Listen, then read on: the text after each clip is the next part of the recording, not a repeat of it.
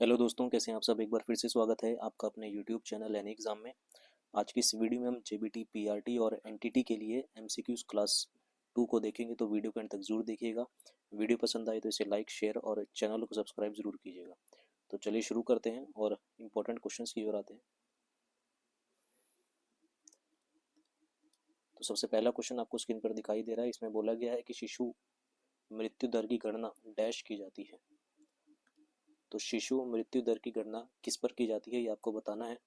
जन्म लेने वाले प्रति 100 शिशुओं के आधार पर, जन्म लेने वाले प्रति 1000 शिशुओं के आधार पर, विभिन्न रोगों के संक्रमण के आधार पर, या जन्म एवं मृत्यु संख्या के अंतर के आधार पर। तो शिशु मृत्यु दर जो है वो आपका ऑप्शन नंबर बी आंसर हो जाएगा। जन्म लेने वाले प्रति 1000 शिशुओं के आधार पर जो है वो शिशु मृत्यु दर की गणना की जाती है। अगला क्वेश्चन पूछा गया है, झूम खेती एक खेती की विधि है जिसका प्रयोग पहले किया जाता था। तो झूम खेती एक खेती की विधि है जिसका प्रयोग पहले कहाँ किया जाता था। तो झूम खेती जो है वहाँ पर वो की जाती थी पहले नागालैंड में। आपका ऑप्शन नंबर डी आंसर हो जाएगा। अगले क्वेश्चन की ओर आते हैं। अगला है हमारे पास, विकास एवं उपयोगों के आधार पर संसाधनों को निम्नलिखित में से किनमें वर्गीकृत किया गया है। तो विकास एवं उपयोगों के आधार पर किसको, संसाधनों को निम्नलिखित में से किनमें वर्गीकृत किया गया है। वास्तविक संसाधन, संभावित संसाधन, स्थानीय संसाधन, अजैविक संसाधन। तो इसका सही आंसर हो जाएगा आपके पास ऑप्शन नंबर बी, केवल ए और बी, यानी कि वास्तविक संसाधन और संभावित संसाधन। ऑप्शन नंबर बी करेक्ट हो जाएगा। अगले क्वेश्चन की ओर आते हैं। अगला पूछा गया है कि निम्नलिखित में से कौन भूजल के लिए एक उदाहरण है। वर्षा का पानी, नदियों और जल धाराएं, झरने, तालाब और जलाशय। तो निम्नलिखित में से कौन भूजल के लिए एक उदाहरण है। तो इसका सही आंसर हो जाएगा आपके पास ऑप्शन नंबर डी, यानी कि झरने भूजल के लिए एक उदाहरण है। अगले क्वेश्चन की ओर आते हैं। अगला क्वेश्चन पूछा गया कि गांधी इरविन समझौता भारत के किस आंदोलन से जुड़ा है। तो गांधी इरविन समझौता जो है वो भारत के किस आंदोलन से जुड़ा है। तो ये जुड़ा है आपका सामान्य अवज्ञा आंदोलन से। आपका ऑप्शन नंबर बी करेक्ट हो जाएगा। तो इस समझौते पर महात्मा गांधी और लॉर्ड इरविन ने क्या किए थे, हस्ताक्षर किए थे। ठीक है, और कब किए थे इस समझौते पर हस्ताक्षर, वो किए थे 5 मार्च 1931 को इस समझौते पर क्या किए थे, हस्ताक्षर किए थे।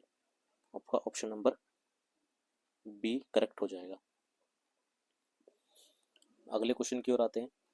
अगला क्वेश्चन पूछा गया है कि भारत छोड़ो आंदोलन के दौरान केशव प्रसाद ने किस पत्रिका का प्रकाशन किया था। तो भारत छोड़ो आंदोलन के दौरान केशव प्रसाद ने कौन सी पत्रिका का प्रकाशन किया था। अग्रदूत पत्रिका, जनमत पत्रिका, आज़ादी पत्रिका, या केसरी पत्रिका। तो इसका सही आंसर हो जाएगा आपके पास अग्रदूत पत्रिका का प्रकाशन किया था। अगले क्वेश्चन की ओर आते हैं।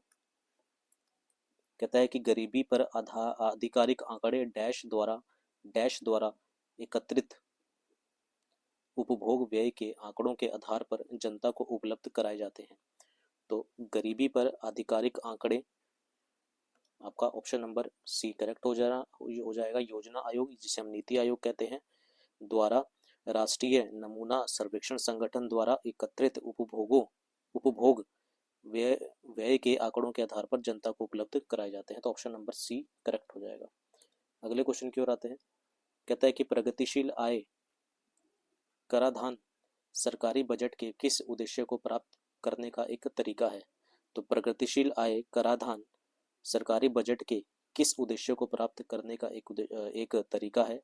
आवंटन कार्य, पुनर्वितरण कार्य, स्थिरीकरण कार्य, या सार्वजनिक उद्गम प्रबंधन। तो इसका सही आंसर हो जाएगा आपके पास ऑप्शन नंबर बी, पुनर्वितरण कार्य। आपका ऑप्शन नंबर बी करेक्ट हो जाएगा। अगले क्वेश्चन की ओर आते हैं। कहता है कि 2011 की जनगणना डैश और जनगणना डैश राष्ट्रीय जनगणना थी, कौन से नंबर की थी ये आपको बताना है। 11वीं, 20वीं, 17वीं या फिर 15वीं। तो 2011 की जो जनगणना है वो कौन से नंबर की जनगणना थी, वो 15वीं जनगणना थी। आपका ऑप्शन नंबर डी करेक्ट हो जाएगा। अगले क्वेश्चन की ओर आते हैं।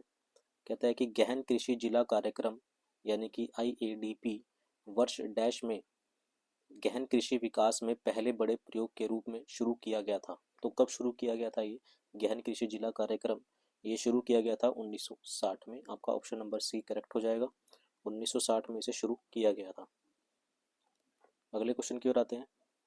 कहता है कि भारतीय संविधान के किस संशोधन अधिनियम ने दिल्ली को विशेष दर्जा दिया? तो भारतीय संविधान के किस संशोधन अधिनियम ने दिल्ली को एक विशेष दर्जा दिया था? तो वो संशोधन कौन सा था? 69, 42, 60 या 55? तो इसका सही आंसर हो जाएगा आपके पास ऑप्शन नंबर ए, 69वें संशोधन में दिल्ली को एक विशेष दर्जा दिया गया था। अगले क्वेश्चन की ओर आते हैं। कह रहे हैं कि संविधान द्वारा राष्ट्रीय गान कब अपनाया गया था? तो संविधान द्वारा राष्ट्रीय गान जो अपनाया गया था वो अपनाया गया था 24 जनवरी 1950 को। 24 जनवरी 1950 को आपका जो था वो संविधान द्वारा राष्ट्रीय गान को अपनाया गया था। अगले क्वेश्चन की ओर आते हैं। लोकतंत्र की केंद्रीय विशेषता क्या है? असमानता, उच्च मजदूरी, समानता या नौकरी की सुरक्षा? तो लोकतंत्र की केंद्रीय विशेषता क्या है? वो है समानता। आपका ऑप्शन नंबर सी करेक्ट हो जाएगा। अगला क्वेश्चन है हमारे पास, भारतीय संविधान में वर्णित एक विशेषता जिसे संघवाद का केंद्रापसारक रूप कहा जाता है, जहां केंद्र राज्यों से अधिक मजबूत होता है, किस देश के संविधान से लिया गया है?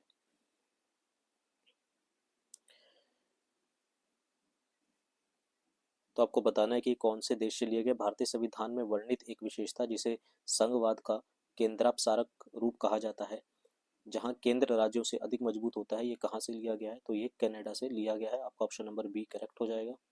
अगले क्वेश्चन की ओर आते हैं। कह रहा है कि भारत के राष्ट्रपति और उपराष्ट्रपति की मृत्यु की स्थिति में डैश भारत के राष्ट्रपति के रूप में कार्य करेंगे। यानी कि अगर राष्ट्रपति भी नहीं है, उपराष्ट्रपति भी नहीं है, तो राष्ट्रपति के रूप में कौन कार्य करेगा? तो सबको पता है, भारत के मुख्य न्यायाधीश, यानी कि आपका ऑप्शन नंबर ए करेक्ट हो जाएगा। तो ये उपराष्ट्रपति के तो ये राष्ट्रपति के रूप में क्या करेंगे? कार्य करेंगे। तो ये थे हमारे पास जेबीटी, पीआरटी और एनटीटी के लिए सोशल साइंस के कुछ इंपॉर्टेंट क्वेश्चन। उम्मीद है क्वेश्चन आपको पसंद आए होंगे, वीडियो अच्छी लगी होगी। तो सेशन को लाइक, शेयर और चैनल को सब्सक्राइब जरूर कीजिएगा इसी तरह की मोर इंपॉर्टेंट वीडियोस के लिए। अभी के लिए इतना ही। Thank you very much.